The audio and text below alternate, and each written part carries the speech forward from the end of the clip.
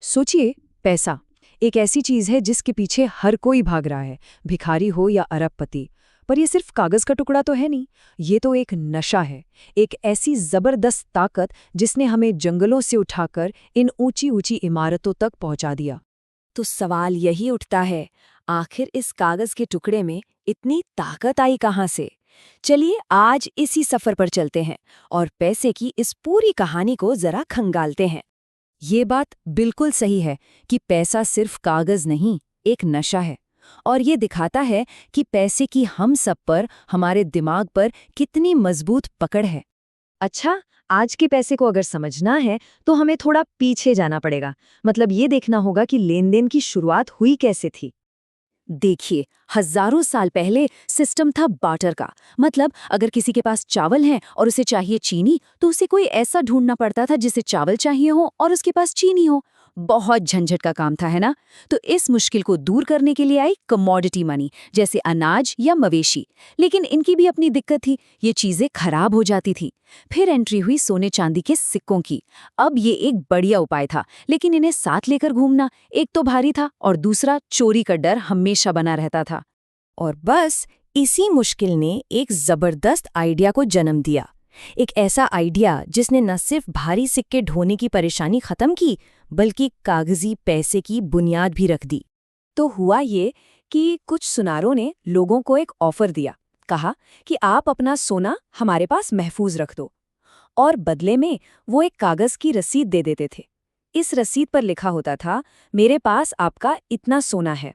इसी को कहते थे आईओयू, मतलब IOU, या मैं आपका कर्जदार हूं।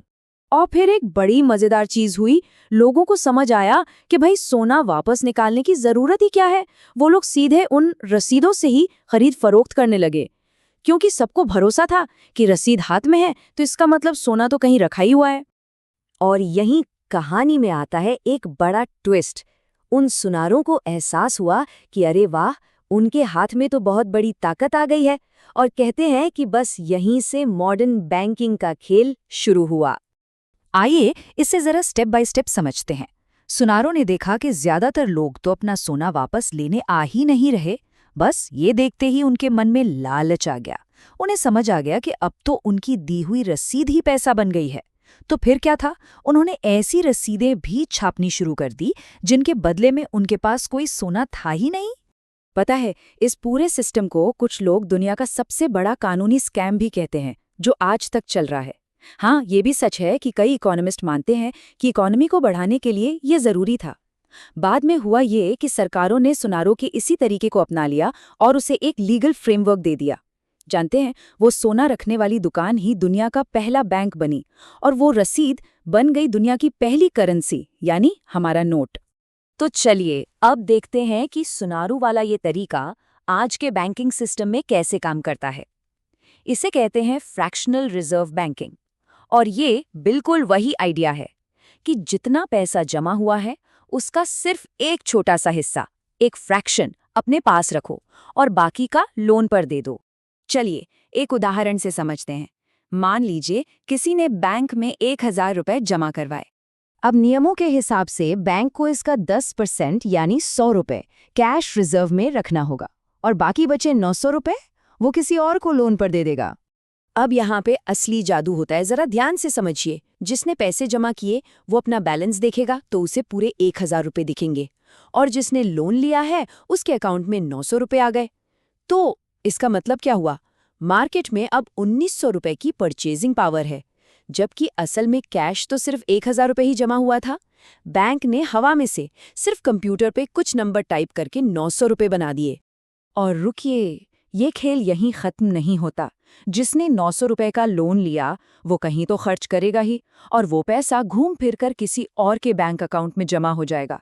अब बैंक फिर वही करेगा, उसका 10% रखेगा और बाकी 810 रुपए किसी और को लोन दे देगा। और ये सिलसिला चलता रहता है जब तक कि वो 1,000 रुपए का कैश डिपॉजिट लगभग 10,000 रुपए की वर्चुअल करेंसी न बन जाए। असलियत तो ये है कि आज की तारीख में दुनिया में जितना भी पैसा है उसमें से 10% से भी कम असली कैश है।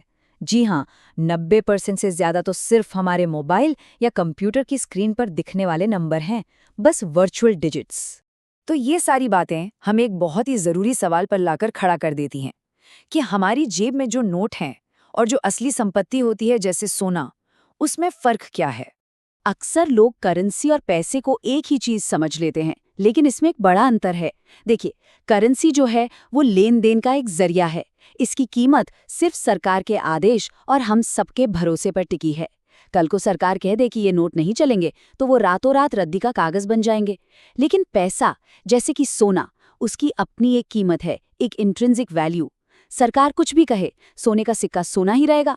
तो इस पूरी कहानी का निचोड़ क्या है? निचोड़ ये है कि हमारा पूरा का पूरा फाइनेंशियल सिस्टम सिर्फ एक चीज पर टिका है, और वो है भरोसा। ये जो हम मानते हैं ना कि हमारा पैसा बैंक में सेफ है, ये बस एक विश्वास है। अगर किसी दिन 20-30% लोग भी अपना पैसा निकालने बैंक पहुंच गए, तो बैंक वो पैसा नहीं दे पाएगा। क्यों? क्योंकि वो पैसा उनके पास है ही नहीं। और ये एक बहुत बड़ा और शायद थोड़ा डराने वाला सवाल भी खड़ा करता है। सोचिए, क्या होगा जिस दिन ये भरोसा टूट गया? ये एक ऐसी बात है जिस पर हम सबको सोचने की जरूरत है।